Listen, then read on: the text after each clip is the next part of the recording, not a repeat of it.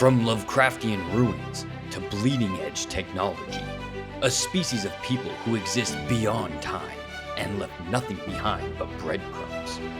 But what do we know of the Whim? How has their existence informed modern society? And what can their history reveal about our future? Join us as we journey through time and space, examining who the Whim are, the impact they left behind, and the clues about what's next.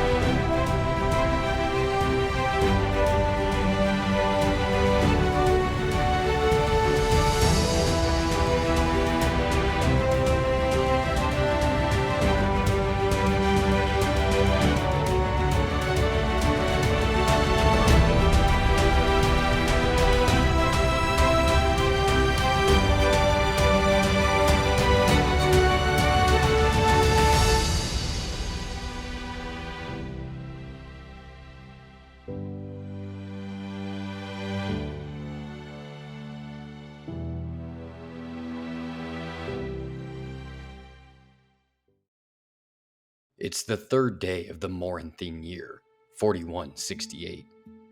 The starship Mirandin falls from the heavens and crashes on the surface of the small planet Uliv.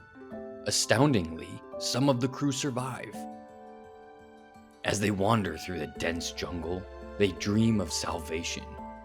What they find instead is apotheosis, for it is here the first Whim ruins are discovered, forever changing our understanding of life as we know it. It became indisputable fact that intelligent life existed in more than one place. The Whim were first discovered by the Anarans in the year 750 BA. The revelation of intelligent life beyond the settled planets sent a shockwave throughout Anaran space. We're not proud of this point. Anaran history was overrun with war. In fact, that's what led them to become the most technologically advanced race. But the discovery of the Whim ruins changed things.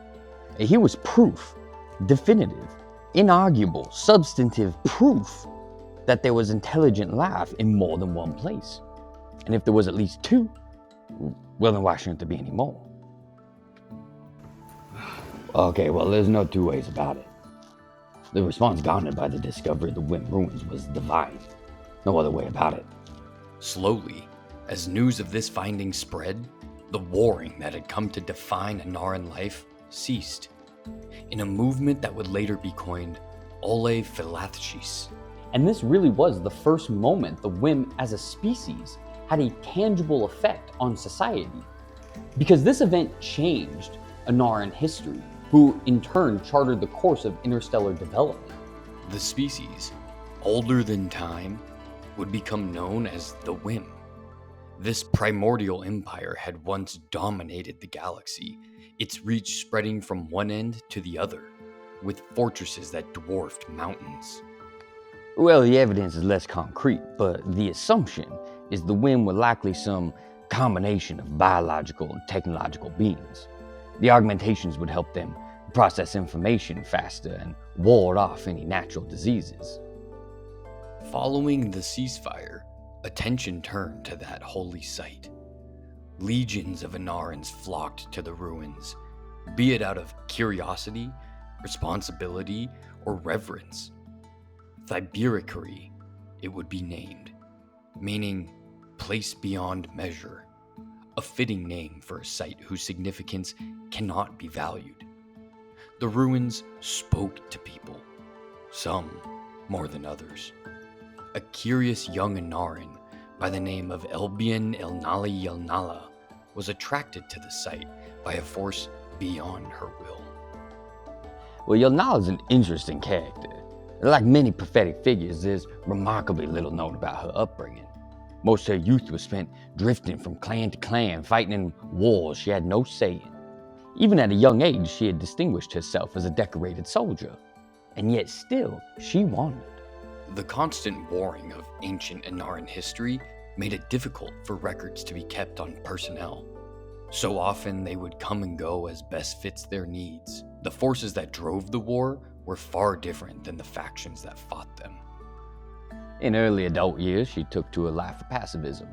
Yelnala gathered a few followers, and they all took to a nomadic life, traveling around Mornthace, saving those they could all along the way. The discovery of the Whim ruins and resulting ceasefire came as an answer to a lifetime of prayers for Yelnala. She began professing their divinity. The term Whim comes from the ancient Glecus Whimristry, meaning to commence or begin. Yelnala heralded the discovery as a new age for Anaran civilization. As her gospel spread in reach and influence, Yelnala became a messianic figure. Thibiricism was born out of that discovery. Named after the ruins itself, today it represents the single largest religion in the galaxy. All right, look, there can be no honest conversation about the development of interstellar civilization without a close examination of Thibiricism as an institution. To try to divorce it from modern society is to try to deny the role Christianity played in the development of the West. And what we saw is that even from the grave, they were shepherding us. Yelnala and scholars penned a holy doctrine called the Thibiricism, a set of principles one was meant to follow. These principles would push the Anarans to explore new worlds, venture to uncharted stars, and seek out new life. Eventually, they found it. When the Anarans and Eelherd came to contact, they formed the Alliance. But the Whim, it would seem, were not done changing our understanding of the universe. The discovery of those ruins understandably altered the course of evolution. It opened the mind to the possibilities of the cosmos. Here was a primordial race who dominated, at the very least, the nearby stars. And as our charting of space grew more complete, the scope of their empire became truly evident. Ruins from either end of the galaxy had matching architecture, motifs, and symbols. What this tells us is they were designed by and for the same people. So the Whim were not just some local species, they truly were a Type 2 civilization. But then the other shoe dropped.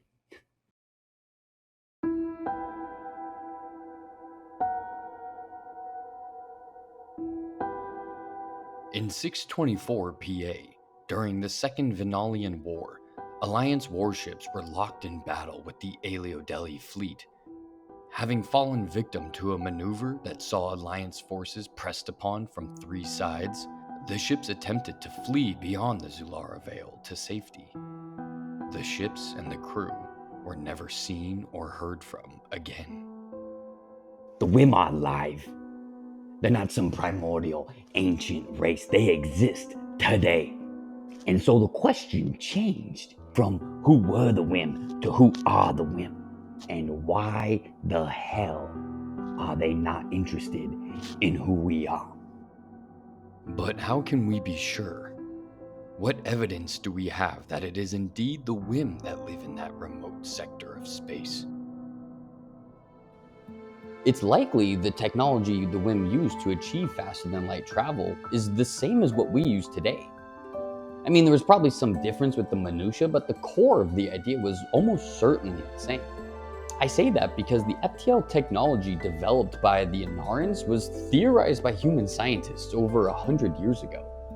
So there's already precedent for two species independently coming to the same conclusion. And based on our understanding of physics, the way that we do it is the only way to do it. The Garrick core, developed by Anaran physicist Eldrin Garrick, uses negative mass cosmic strings to warp the space around it.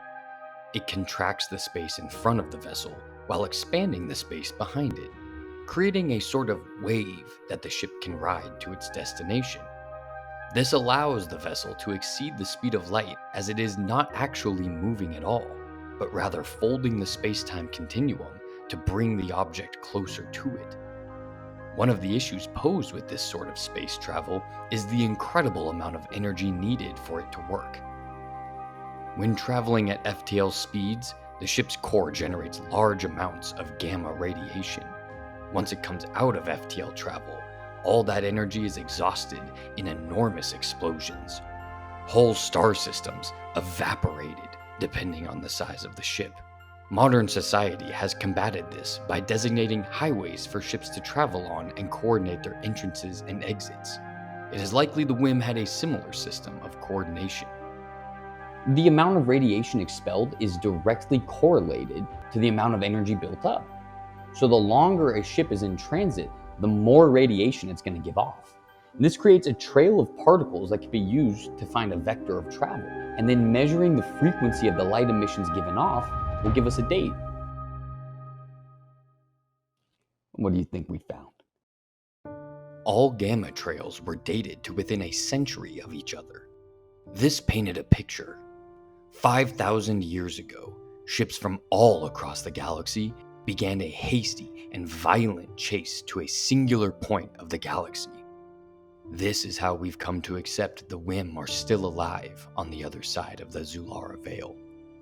Mapping the trails of radiation tells a story not of coordination, but chaos. The Whim were not migrating, they were running. But from what? What could possibly cause such a power to retreat? The ruins for which they are so famous might reveal some clues.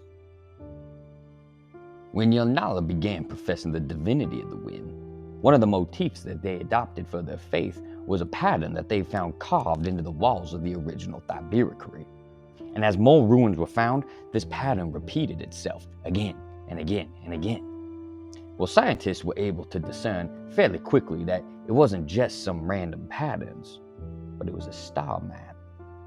That map pointed to a sector of space about 220 million light years away, to a phenomenon that has puzzled the scientific community of Earth for centuries. They appear to have been studying the Great Attractor, which is a large concentration of mass, several million times more massive than our own galaxy. Zooming out beyond the borders of the Milky Way reveals our galaxy is only a small part of a larger cosmic structure known as a supercluster. The colossal supercluster the Milky Way belongs to was named Laniakea centuries ago. Meaning immense heaven, this giant network of stars consists of our galaxy and 100,000 others. Sitting at the center of this beast is the gravitational linchpin holding it all together, pulling everything towards it. Well, humans have known about the Great Attractor for centuries. We first discovered it almost 200 years ago. And in that time, we have learned remarkably little about it. The Whim appear to have been studying it with an almost superstitious level of obsession. It's present in all their buildings, carved into the edifice of the structures.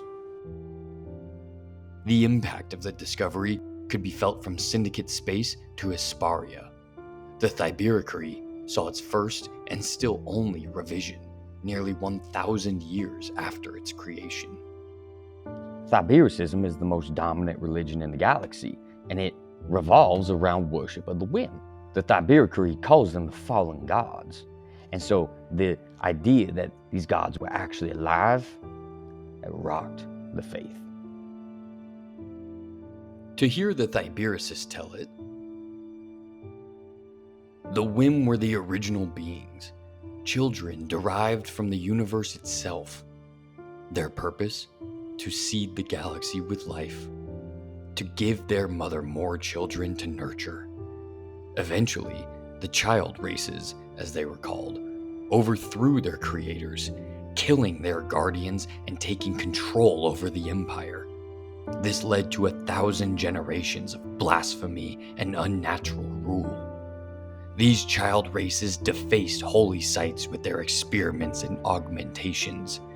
Eventually, their sins took root and they sought salvation. They prayed to the stars for redemption and found naught but silence.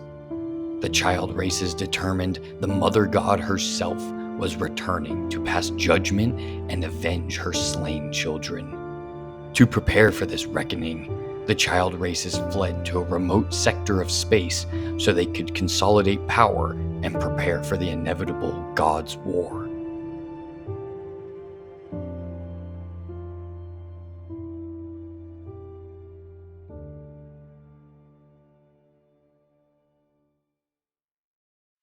Why were the Whim so obsessively studying this phenomenon? Did their discoveries have anything to do with their exodus? We may never know for sure, but the ruins they left behind may reveal more than we previously thought. Join us next time as we dive into all the major Whim sites thus far discovered and explore their haunting histories. They had to shut it down. And what happened to that family was an atrocity. On the next episode of The Whim, A Kingdom of Ruin.